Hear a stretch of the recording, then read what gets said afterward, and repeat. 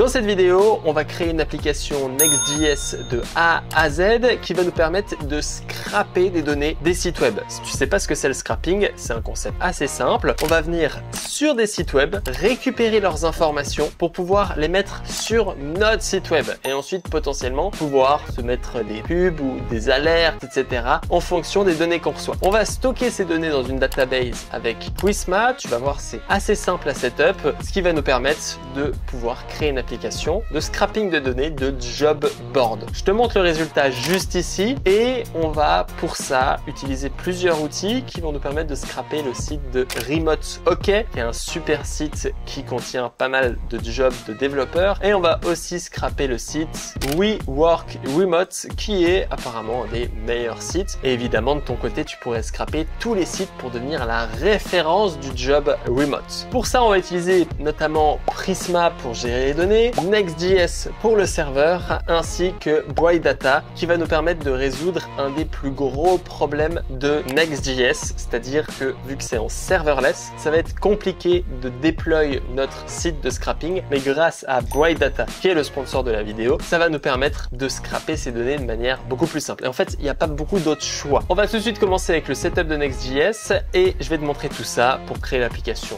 du début à la fin. C'est parti. On va se rendre sur la documentation de Next.js et dans Installation pour lancer la petite commande terminale qu'on a juste ici et on va lancer pnpx create next app at latest. Je fais cette commande presque tous les jours maintenant à force d'installer des applications. On va nommer cette application Remote Jobs comme ceci. Est-ce que ça utilise TypeScript? Oui. ESLint? Oui. Tailwind CSS? Oui. Source directory? Non. AppRouter? Évidemment oui. Tu vas voir, ça va être super pratique. Est-ce que on veut customiser l'import d'alias comme ceci? On va laisser ça comme ça, c'est bien. Et on va installer toutes les dépendances comme on l'a fait juste ici. Une fois que tu as fait ça, on va aussi pouvoir aller sur prisma.io dans Quick Start. Et ici, ils ont leur documentation. Et là, on a un petit Quick Start qui est le npx prisma init avec Data Source Provider SQLite. Au moins, ça te permet de pouvoir avoir un Data Source Provider qui fonctionne chez tout le monde. On va d'abord rentrer dans le dossier comme ceci. Et une fois que tu es dans le dossier, tu vas pouvoir faire pnpm install-d Prisma pour installer Prisma dans notre projet, ce qui va ensuite nous permettre de setup la database qui va stocker les différents jobs remote. Une fois que c'est fait, on va lancer pnpx prisma init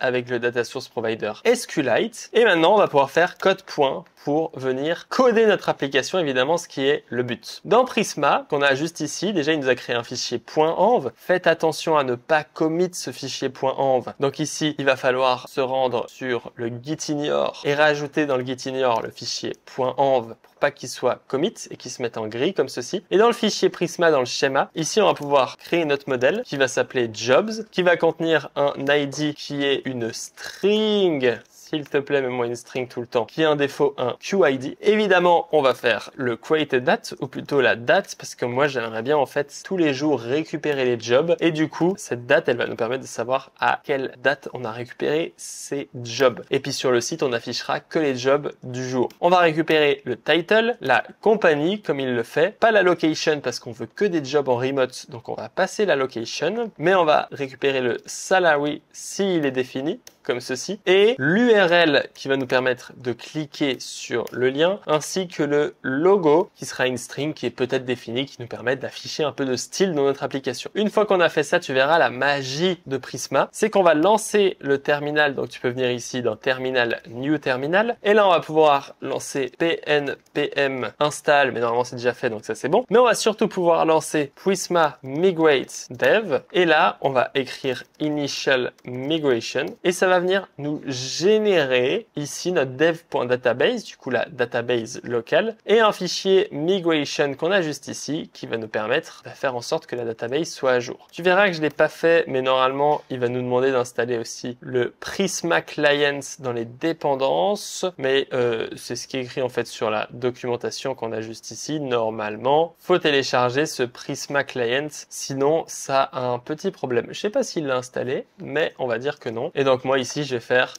installe Prisma Client. Voilà, il l'a fait automatiquement, donc autant pour moi. On est bon, on a le Prisma Client et on va pouvoir lancer l'application comme ceci en faisant pdev et il me dit que j'ai déjà une application, donc il utilise le port 3001, c'est pas très grave. On va sur notre navigateur et on peut tester que ça fonctionne. Moi je vais d'ailleurs aller sur Chrome et donc là on a le style par défaut de Next.js qui est un peu chiant d'ailleurs et on va pouvoir supprimer leur code qui est juste ici dans la page. Et là dans la page, moi ce que je te propose d'ajouter pour l'instant, c'est une petite div, class name flexcall gap 4 et on va rajouter h1 remote jobs finder avec une petite loupe. Au moins on est beau et on va pouvoir rajouter des styles. Tu verras, moi il y a un lien que j'adore faire, c'est déjà aussi aller dans global.css là pour tout supprimer, comme ça on est bon et on n'a pas de style en trop. Et là on va pouvoir aussi mettre max with 4XL comme je le fais ici et M auto, ce qui va nous permettre de centrer ça au milieu et ici de faire tailwind text gradients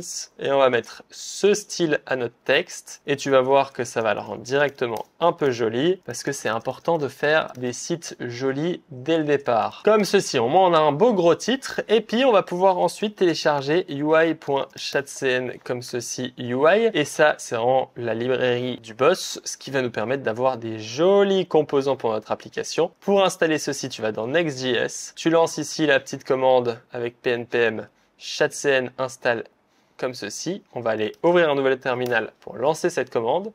Là, il va te poser 2-3 questions. Moi, je te propose de spammer la touche Enter parce que ça va pas être très intéressant. On va prendre Default, Slate, Global CSS. Là, tu dis oui, Enter, Enter, Enter et React Server Component. T'oublie pas de dire oui.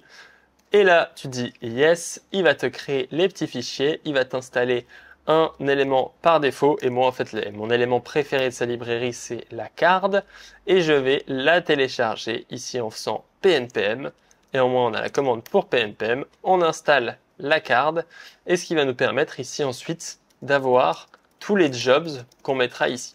Mais pour avoir les jobs, il va falloir récupérer ces jobs et les stocker en base de données. Et pour ça, on va créer une route API pour l'instant.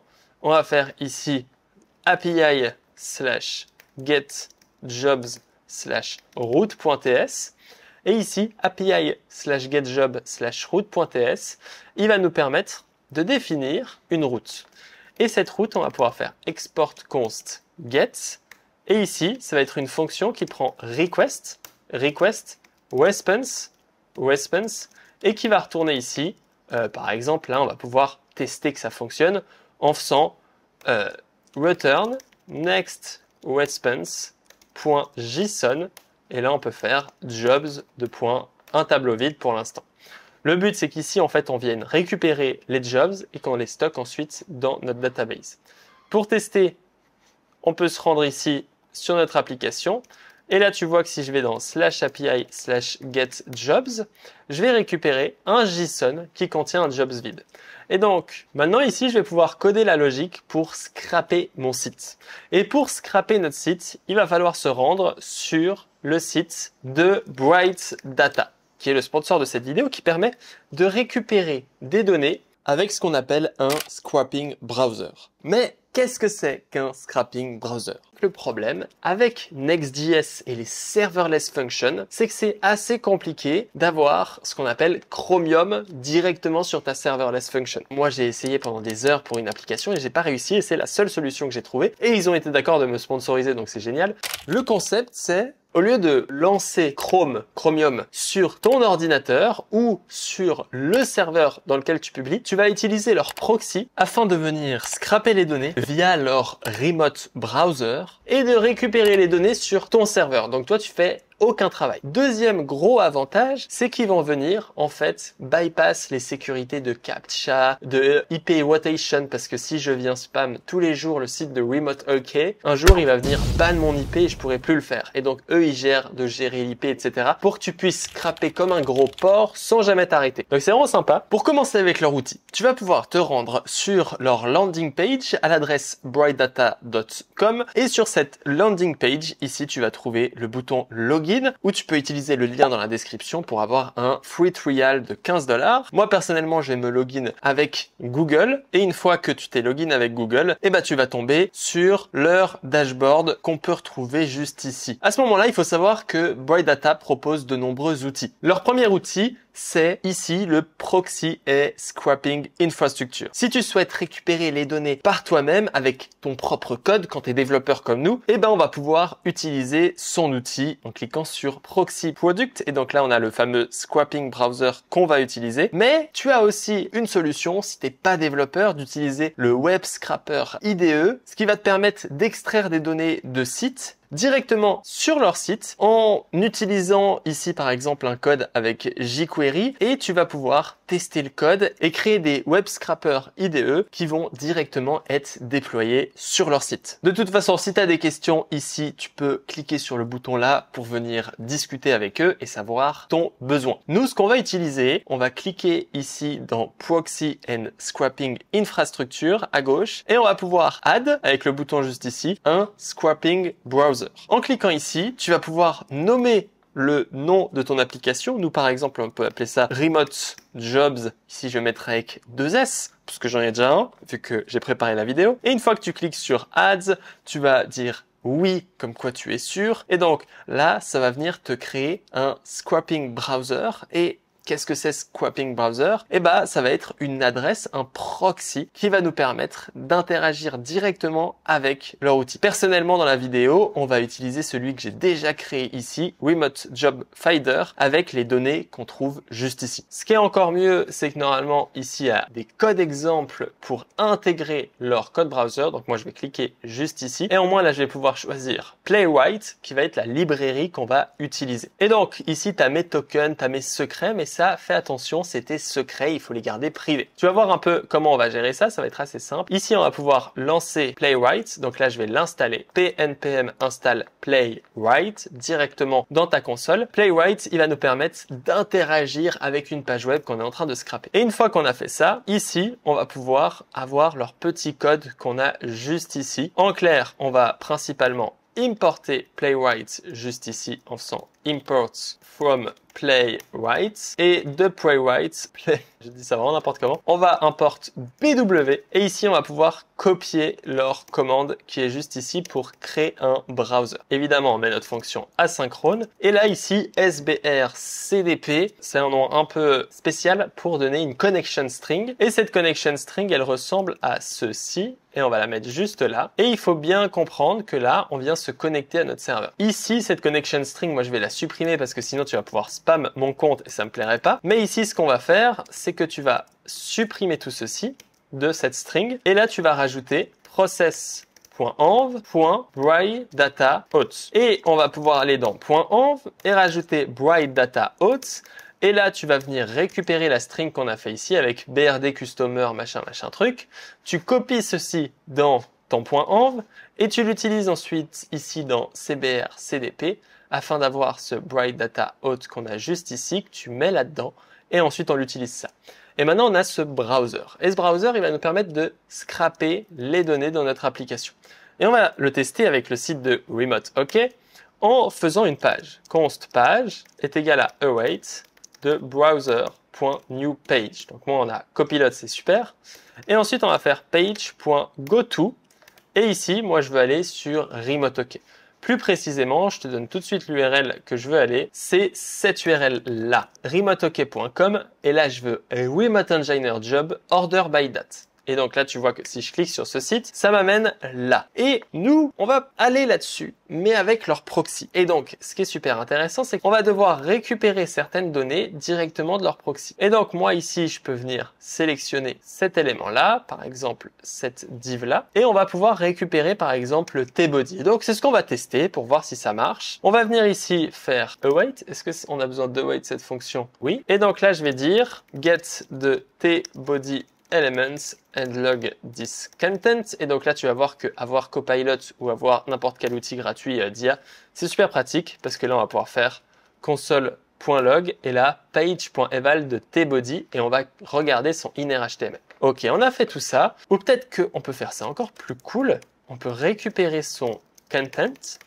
et venir le log juste ici à l'intérieur en faisant content en dessous de mon job. C'est pas très grave.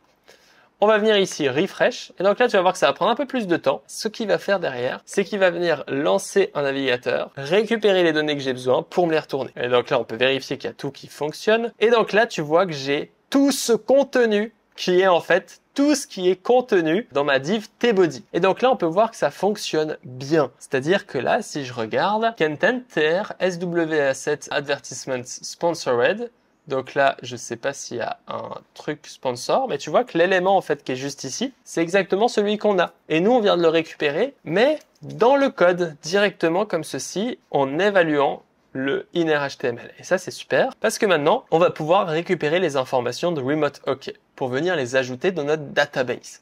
Et donc, pour faire ça, moi, ce que je te propose, c'est de créer une fonction const remote OK, get remote OK jobs, qui va prendre une fonction async et en paramètre l'instance du browser.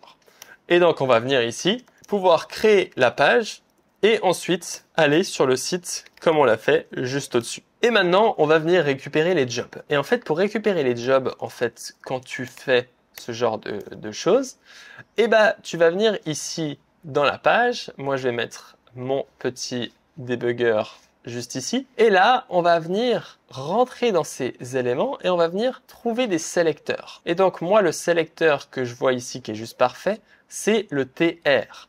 Le TR, il nous permet de sélectionner cet élément-là. Et donc, on va pouvoir faire ici, const jobs est égal à await de page.-eval. Et là, on va venir récupérer tous les TR. Et on va avoir une rose. Et donc là, on va faire un petit to-do.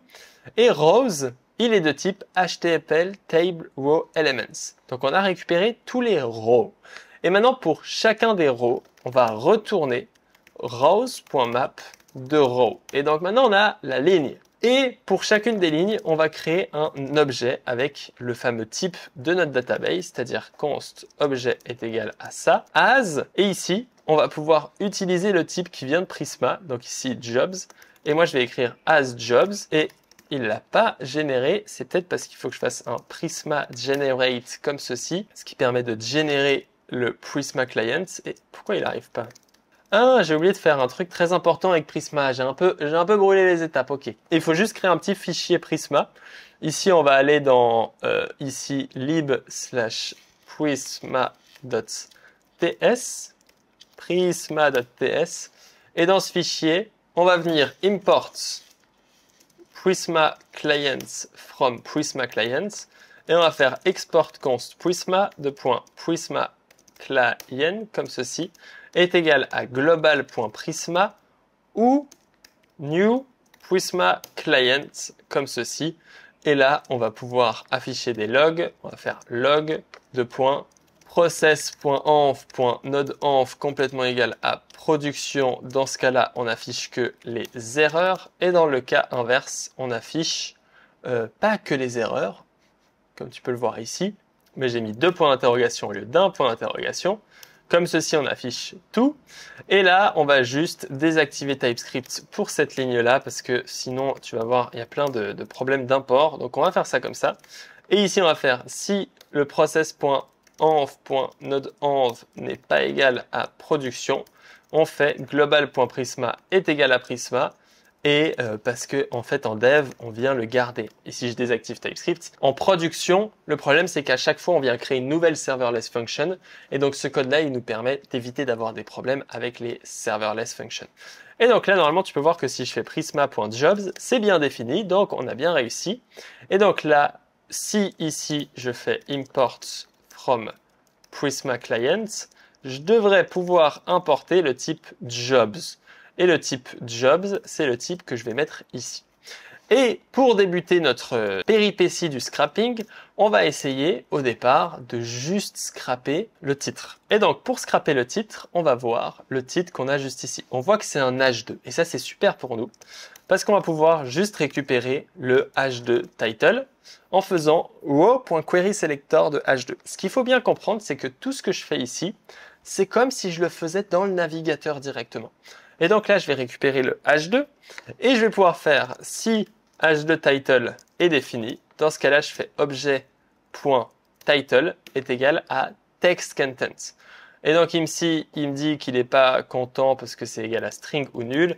Et dans le cas inverse, j'affiche no title. Et d'ailleurs, ici, on pourrait afficher des valeurs par défaut. Ici, no title. Ensuite, il y a quoi qui est requis? Compagnie, no compagnie. Date, ici, ça par contre, on sait quelle date c'est. Hein, c'est aujourd'hui. ID, il ne faut pas le définir. Faites attention à ne pas définir ID. Logo, il n'y a pas de logo. Salaire, il n'y a pas de salaire. Et puis URL, il n'y a pas d'URL. En moins, on est bon avec des données par défaut. Donc ici, je récupère le hash de title et je return à la fin cet object. Et on va essayer de tous les récupérer après, tu vas voir, c'est marrant. On va ici ensuite finalement return les jobs et puis on va pouvoir récupérer les jobs dans notre fonction get qui est juste ici. Donc là, je vais faire const jobs est égal à await get remote ok jobs. Et là, du coup, je vais pouvoir retourner ces fameux jobs qu'on a fait au début. Supprimer cette page et normalement en faisant tout ça, quand je viens ici et que je refresh, on a encore ce temps de chargement qui est un peu plus long parce qu'en fait, il est en train de récupérer des données côté Bright Data. Et donc là, on a pas mal de données et on a principalement parfois pas de title. Donc là, on va juste installer une petite extension qui s'appelle JSON Format Chrome. Et donc là, il y a une petite extension JSON Formatter. C'est une super extension qui permet de formater un peu tout ceci. Add to Chrome, comme ceci. Et maintenant, on va pouvoir refresh ça afin d'avoir un meilleur formatage du JSON, ce qui nous permettrait de voir si on a bien récupéré le title. Et si je me trompe pas, ça devrait être le cas. Et voilà ce qu'on a. Donc ici, on a que la première ligne, il n'y a pas de title, il n'y a rien. Mais la deuxième ligne, il y a bien Nomad Health by SafeWing. Alors ça, c'est la pub. C'est la pub qui est juste ici. Donc ça, il faudra qu'on vérifie que ce ne soit pas une pub avant de récupérer les données. Et ici, on voit bien Senior Full Stack Engineer. Senior Full Stack Engineer. Donc on récupère bien les données qu'on a juste ici. Nous, on va vouloir supprimer la pub qui est juste ici si possible. Ça nous fera du bien de ne pas avoir des pubs. Donc ici, on va juste vérifier à cet endroit if row.classlist.contains et si elle contient add, dans ce cas-là, on return. Comme ceci, au moins on est bon. Et maintenant, on va aussi faire un truc assez simple, c'est qu'on va filtrer les jobs en faisant ici const jobs filtered et on va vérifier pour chacun des jobs. Et d'ailleurs ici, on va plutôt mettre des strings vides. Hein. Je ne sais pas pourquoi j'ai pété les plombs avec mon no pour tout, mais ici, on va bien mettre des strings vides comme ceci. Et au moins, on va pouvoir faire si job.title n'est pas défini, dans ce cas-là, je return false, par exemple. Et donc ici, on vient supprimer tous ceux qui n'ont pas de titre. Et donc là, il me dit job is possibly undefined. On fait ça comme ça. Et dans le cas contraire, je retourne true. Et d'ailleurs, on devrait commencer par s'il n'y a pas de job, je retourne false. Au moins, je trie que les jobs qui existent.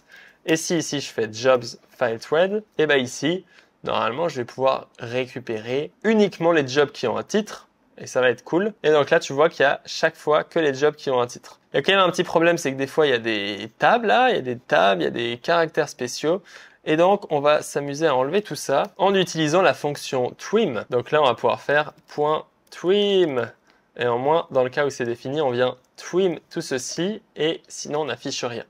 Et donc maintenant, la partie un peu moins cool, c'est qu'il va falloir récupérer ça pour chacun des éléments. Donc là, tu vois qu'il y a l'image. Comment on récupère l'image? C'est assez simple. Il n'y a qu'un seul élément qui est image, ou il n'y en a peut-être pas qu'un. Mais donc ici, on va pouvoir regarder les différentes données qui là. On voit qu'il y a l'alt qui est égal à fet life. Donc je pourrais récupérer cette image comme ceci. Tchouk, tchouk, tchouk. Mais on va essayer de récupérer l'image. Donc là, on va faire const image logo est égal à row.querySelector ici de image.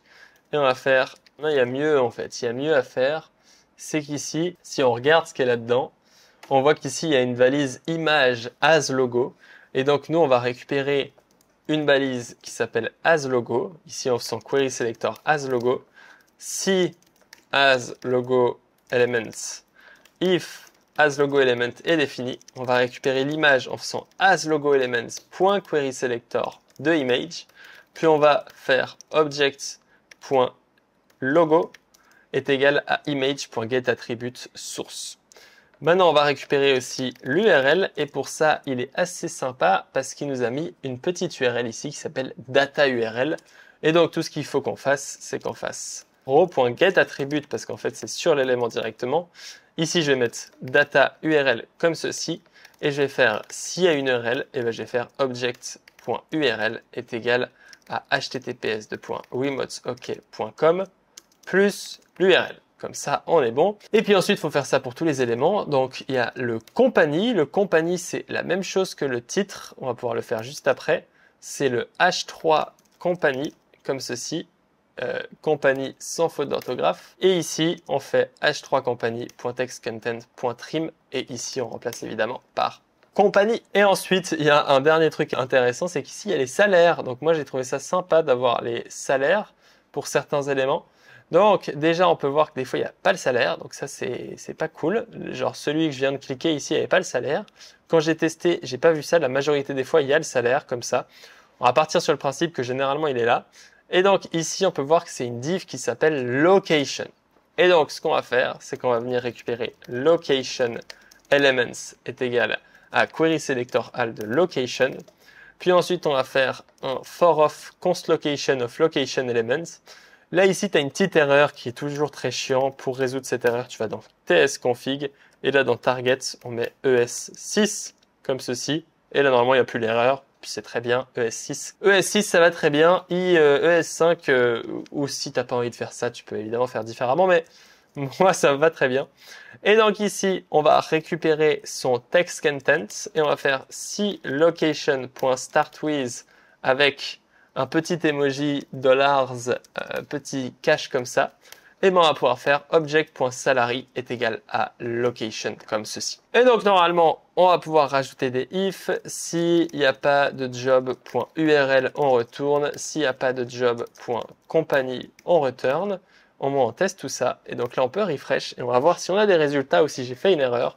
Et si c'est un peu plus joli, normalement, ça sera un peu plus joli. Et donc là, boum, tu vois que c'est assez cool. On a toutes les données, comme tu peux le voir ici, avec le logo. Donc là, si on clique sur le logo, on peut bien voir que ça marche. Parfois, ils n'ont pas le logo. Et ça, j'ai remarqué que, en fait, après, il faut les y-loader. Et donc, les éléments qui sont en dessous, tu vois que le logo, il se charge par la suite. Parce que de base, il y a un placeholder. Là, le logo, mon ordi d'ailleurs, il est en train de péter les plombs. Là, il doit charger 12 000 trucs, je pense. Tu vois qu'il charge tous les logos de manière asynchrone. Je sais pas si c'est possible de les télécharger sans les y-loader. Donc, on n'aura pas toujours les logos. On n'aura que les logos du début. C'est un peu dommage. Mais sache qu'en scrapping, tout est toujours possible.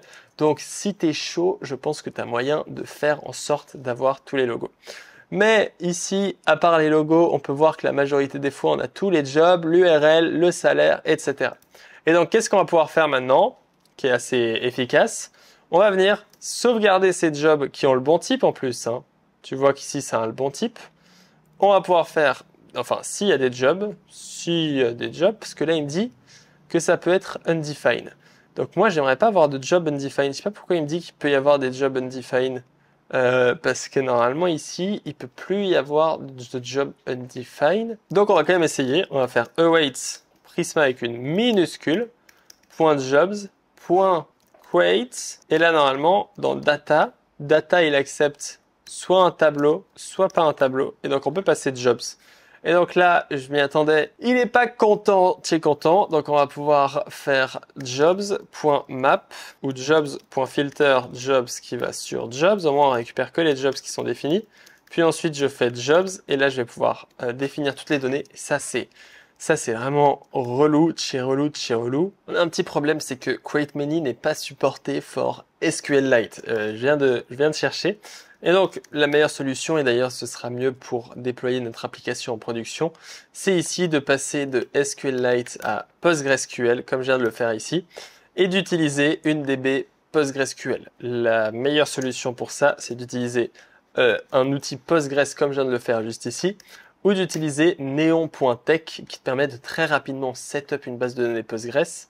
Et là, moi, je vais start mon serveur et je vais pouvoir utiliser dans le .env une adresse database URL ici qui va être locale. Pour ça, moi, j'utilise mon adresse personnelle ici et là, je vais pouvoir mettre à la place de just code, je vais pouvoir écrire tout simplement remote jobs et sauvegarder, puis faire un pmigrate dev pour migrer Prisma migrate dev, mon truc Prisma avec mon nouveau provider, et on va pouvoir supprimer les migrations dev.db, dev.db.journal, et on va faire une nouvelle migration qu'on va appeler initial migration v2.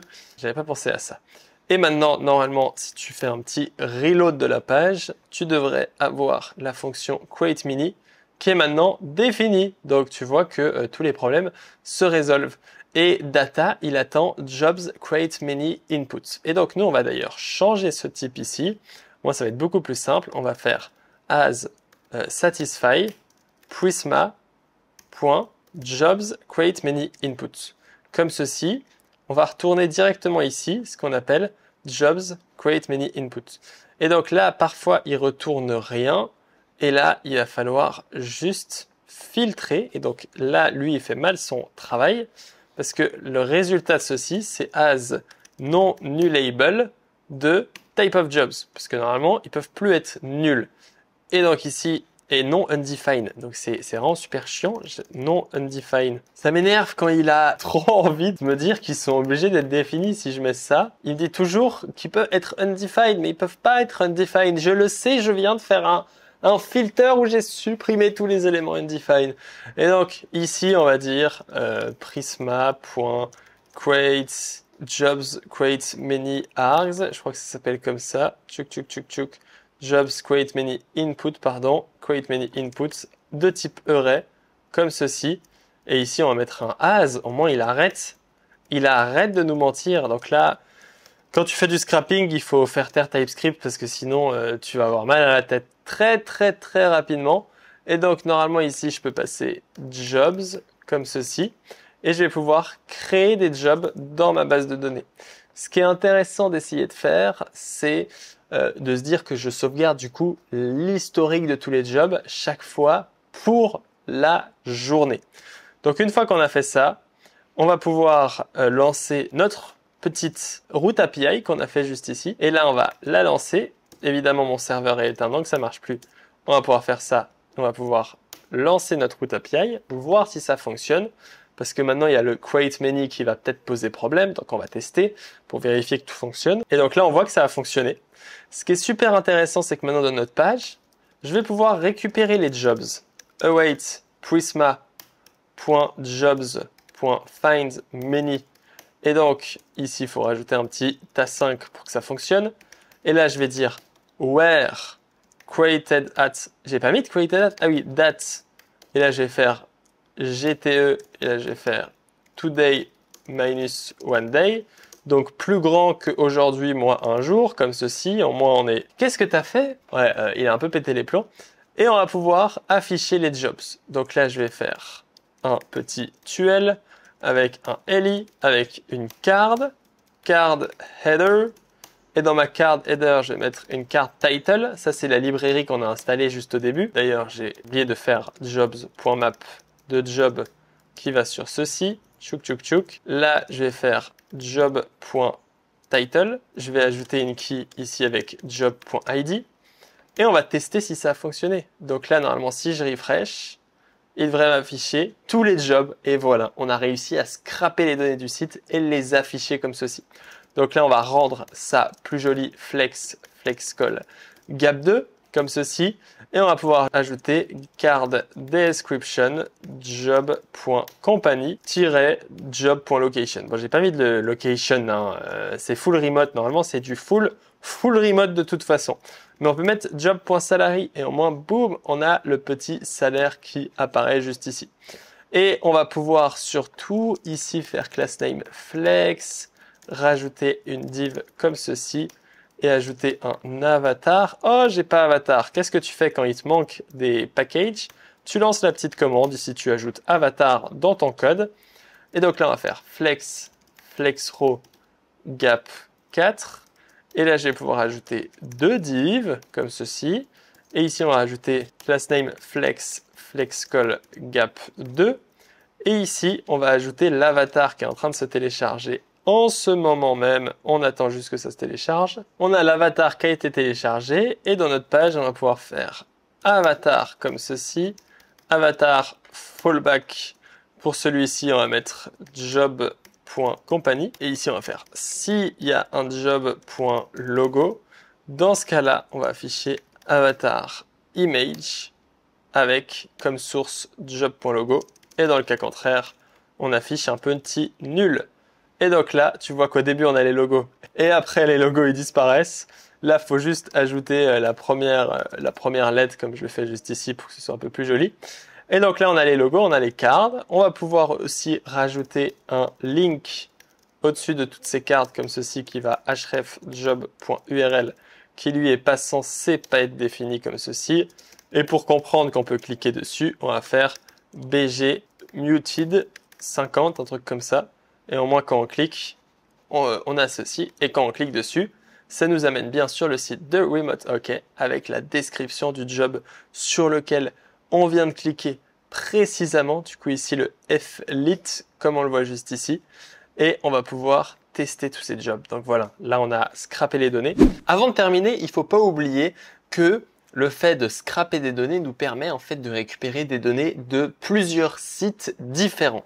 Et on va donc créer une deuxième fonction qui va nous permettre de récupérer les données du site We Work Remotely, qui est aussi super. Et l'avantage, c'est qu'ici, on va pouvoir choisir le programming. Et par exemple, moi, je vais choisir la catégorie Full Stack Programming si c'est ce que tu as envie de faire. Et en moins ici, on peut aussi sélectionner Front-End et Back-End. Donc là, on sélectionne tout ceci. Et on a tous les jobs qui sont mis en avant ici. Et on va pouvoir faire exactement la même chose, récupérer les informations comme on l'a fait, qui nous permet de récupérer la liste des jobs qu'on retrouve aussi à cet endroit. Pour ça, on va commencer par copier l'URL que tu vois juste ici et on a de la chance parce que tu vois qu'en fait, dans l'URL, on a les différentes informations qui nous intéressent et on va donc pouvoir créer une nouvelle fonction, const get work remotely jobs, qui, de la même manière, va prendre l'instance du browser et qui va nous permettre de récupérer la page avec await instance.newpage et on va pouvoir faire await page.goto et ici, on va mettre le lien. Donc théoriquement, on va arriver sur cette page-là et là, de la même manière, on va ouvrir la console pour venir essayer de trouver qu'est-ce qui définit ces éléments-là. Donc là, on voit qu'il y a un UL, mais il y a surtout un LI avec ici des classes feature et des fois pas de classe feature, donc ça va pas nous aider. Ce qui est intéressant ici, c'est en fait quand tu fais du scrapping, c'est tester directement query selector par exemple de LI et au moins je peux voir qu'est-ce que ça me donne et on voit que ça me donne beaucoup de trucs que j'ai pas besoin. Donc il va falloir chercher un autre sélecteur, par exemple ici articles, et si ici je fais articles de LI, peut-être qu'on va avoir une notelist, tu vois, qui est passée de 146 éléments à que 40 éléments. Et donc celui-là, il nous sert à rien, mais on voit qu'on a tous les LI features et ça semble, il semble y avoir les bons éléments. Et du coup, je vais pouvoir prendre ce sélecteur ici pour venir faire la suite. Donc là, moi, assez bêtement, je vais copier tout ceci. Tchouk, même cette partie-là, en fait. On va tout copier. On va coller ça ici. Et là, à la place de sélectionner ce qui est de type TR, on va sélectionner ce qui est de type article LI comme ceci. Et au moins là, on va sélectionner que les éléments qui sont là. Et puis, on va pouvoir ici, évidemment, appeler const remote OK jobs ici et const work remotely jobs qui est égal à await de get work remotely qu'on va pouvoir passer juste ici. Et là, pour l'instant, on va juste mettre remote OK et on va commenter cette ligne juste pour pouvoir. Le but, c'est de tester en fait que tout fonctionne correctement. Donc là, on voit qu'il y a un petit correcteur d'orthographe qui nous permet de corriger tout ça. Et une fois qu'on a ce job, on a la même chose et on va devoir récupérer les différentes informations qui nous intéressent. Donc ici, on va récupérer les informations. On a le span title et ici, on a l'entreprise. Donc ici, ils sont vraiment sympas parce qu'ils ont enfin mis des sélecteurs un peu plus pratiques. Donc pour récupérer le title, on voit qu'il suffit de prendre l'élément qui est en point title. En moins, boum, on a le title et ici, je vais renommer ça title. Pour récupérer la compagnie, on voit qu'on peut récupérer le sélecteur compagnie. Et donc ici, je prends le sélecteur compagnie et j'appelle ça compagnie comme ceci. En moins, on est bon. Pour récupérer le logo, eh ben, on voit qu'il y a une div qui s'appelle flag logo qui a un background image. Donc ça, c'est un peu plus chiant, mais on va réussir à le faire. Donc ici, je vais faire div logo. On va le mettre en point flag logo. Et ensuite, s'il y a une div logo, je vais récupérer le style as HTML div élément comme ceci. Au moins, on est bon. On va prendre le style.background. Et ici, il va falloir qu'on récupère l'image qui est ici après le background image comme ceci. Donc, une fois qu'on a le style, moi, ce que je veux faire, c'est récupérer le background image. Ici, je vais appeler ça background image. Et puis la const image, normalement Copilot, il va nous faire un truc magique comme ceci. Et ensuite, je vais pouvoir faire objet.logo est égal à img comme ceci. Ensuite, l'URL du lien de l'histoire, on voit qu'il est juste ici. Il y a un A avec un href. Ça m'a l'air d'être pas le seul A, parce qu'on peut aussi cliquer sur la compagnie, comme tu peux le voir ici. Donc, il y a en fait deux endroits dans cette LI où on peut sélectionner un A et on peut voir qu'il y a un A qui est direct enfant du LI et il y a un A qui n'est pas direct enfant. Donc pour récupérer ce lien-là, eh ben, je vais récupérer le A qui est direct enfant, mais ça va être compliqué de sélectionner le A qui est direct enfant de ce truc. On peut tester ici, hein. Si je prends ma node list et par exemple je prends l'élément 2, ça représente ça. Et si je fais .query selector de A, on va voir lequel élément ça me prend. Mais ça me prend bien le mauvais élément. Et donc, je devrais prendre un query selector all de A. Et ensuite prendre le premier élément. Et donc là, c'est beaucoup mieux. Donc c'est ce qu'on va faire. Query selector all de A. Et ensuite, je prends le premier élément qui représente le deuxième élément. Et ça va me donner l'URL et ensuite il me suffit de faire s'il y a un A-element qu'on va appeler A-element.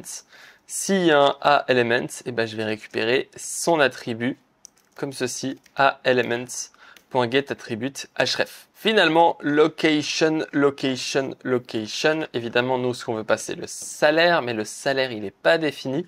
Donc, on va de toute façon pas récupérer ceci.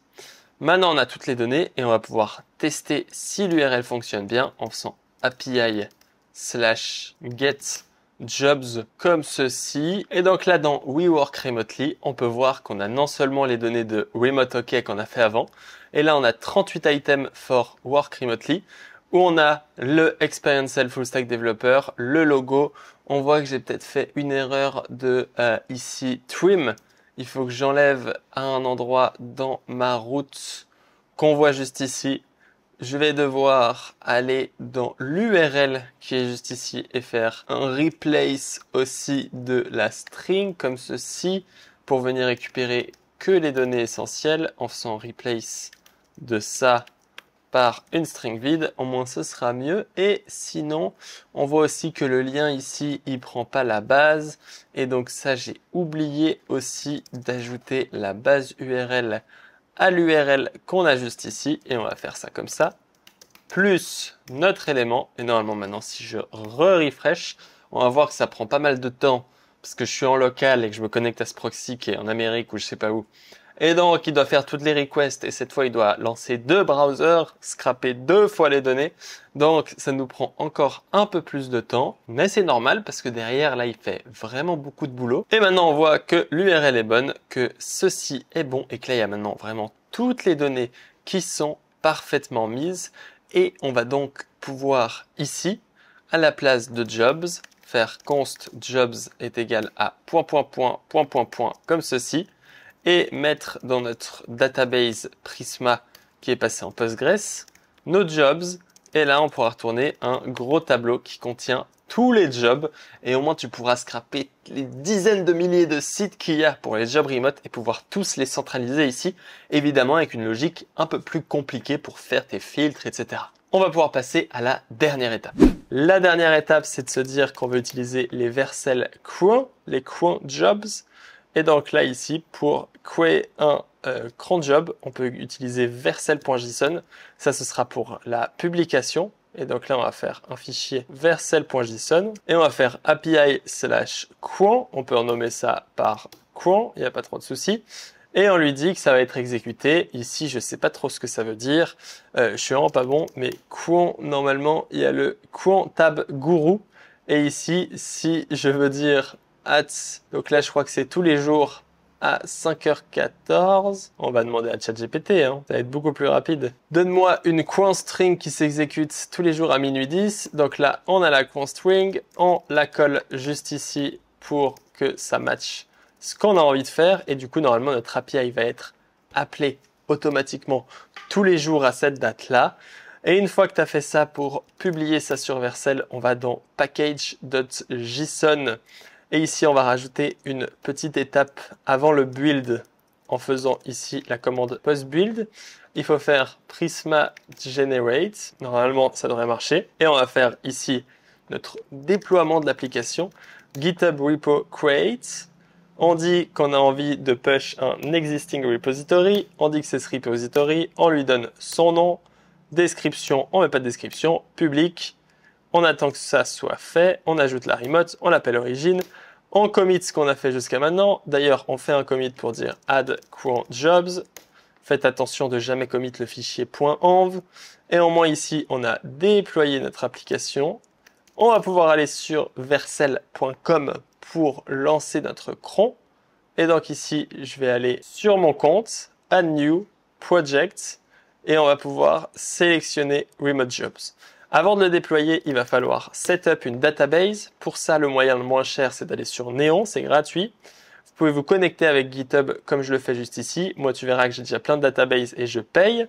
Mais ici, je peux faire New Database Remote Jobs, comme ceci, que je supprimerai après parce qu'il faut faire des petites vérifications, sinon c'est la Create Project. Ici, j'ai ma petite connection string. Je la copie.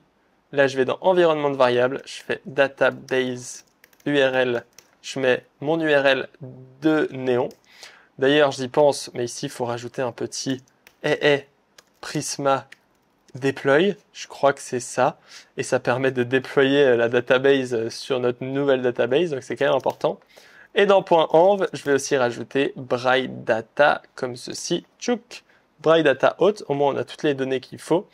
Et là, je vais cliquer sur Deploy. On va commit ensuite mon package.json. Je vais vérifier que c'est ça que j'utilise dans mes projets. Ah non, j'ai fait une petite erreur. C'est Prisma Generate et Prisma Migrate Deploy, comme ceci. Donc là, je vais déployer. Normalement, ça va pas marcher de toute façon, donc c'est pas grave. J'ajoute et ici, je dis Add Prisma Deploy on Post Build, comme ceci. Je commit. Je push mes modifications et au moins normalement dès qu'il aura fail, parce qu'il va fail, je le sais, il fail tout le temps, dès qu'il aura fail, je vais pouvoir avoir automatiquement un nouveau deploy qui se produise. Donc on va attendre, c'est parti pour l'attente.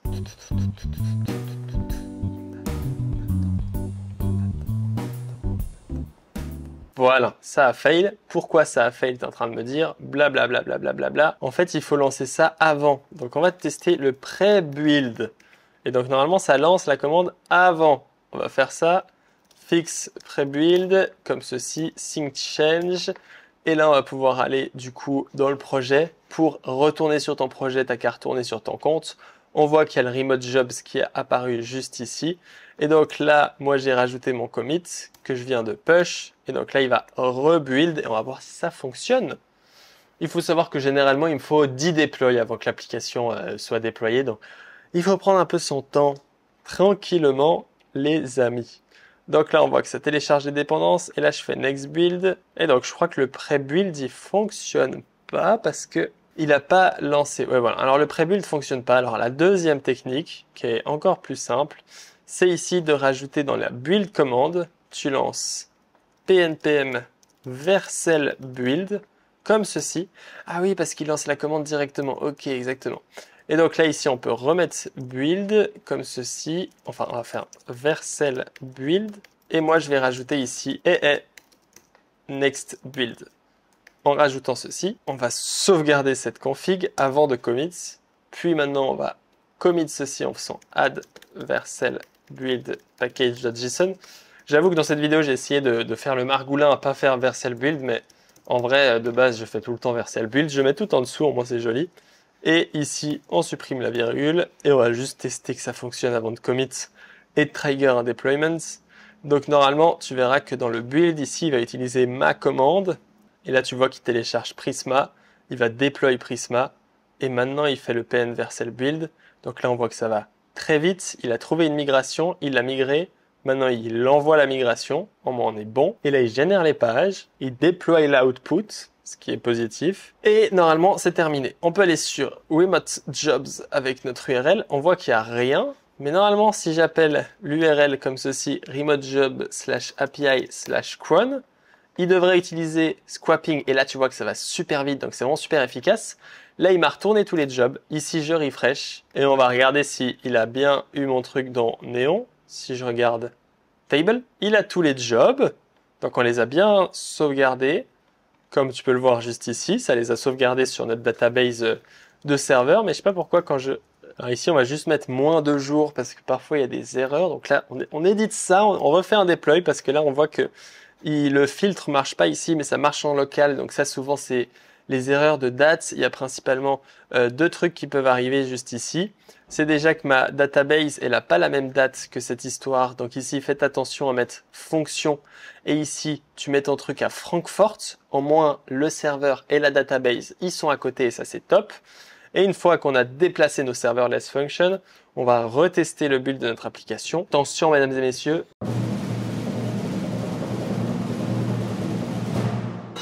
Et voilà, maintenant que j'ai changé la date, on a tous les jobs sur le site et chaque jour, ça va automatiquement récupérer les nouveaux jobs et une fois que ça les a récupérés, ça va nous les stocker.